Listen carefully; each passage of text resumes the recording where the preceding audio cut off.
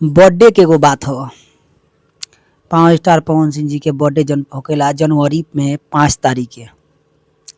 तो ई तो सब कोई जानता कि एक हर एक जनवरी में हिंदी गाना होके चाहे या भोजपुरी गाना होके एगो गाना 5 जनवरी से पहले या 5 तारीख के आ जाला बर्थडे में, और वो भी बॉलीवुड से कोनो ही बड़का ही धमाल क के आवेला। तो अब की जन गाना आई बॉलीवुड से आई, भोजपुरी से नहीं आई। ई तो बात कन्फर्म हो।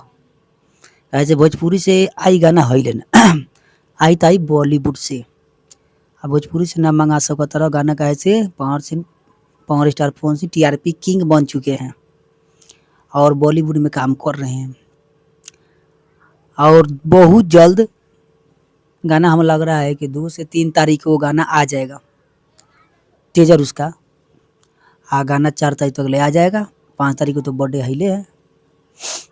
अभी सब आप लोग को पता ही है, आज यह 5 के चल नाच के आज भी वो गाना चल रहा है। नाच मेले के कहीं भी शादी ब्याह में कहीं भी गाना बजता है। सुना तनी खेसारियो लाल का दिन वहीहन बर्थडे में इंटरव्यू में कहलन, वो अपना से तो बुलैले नहीं खन ने बुलैहन पावर स्टार पवन सिंह खेसारी लाल झूठो खानी बिगत तरन मीडिया के सामने केहू बहाने बुला लस। हम तो ये कहम कि पवन सिंह के ने बुलावे के चाही, खेसारी लाल से नाता रखे के चाही। अच्छा आदमी ना हो दिल के, खाली बात बनाए वाली वो बात का बोलता नहीं कोनो पते नहीं खे।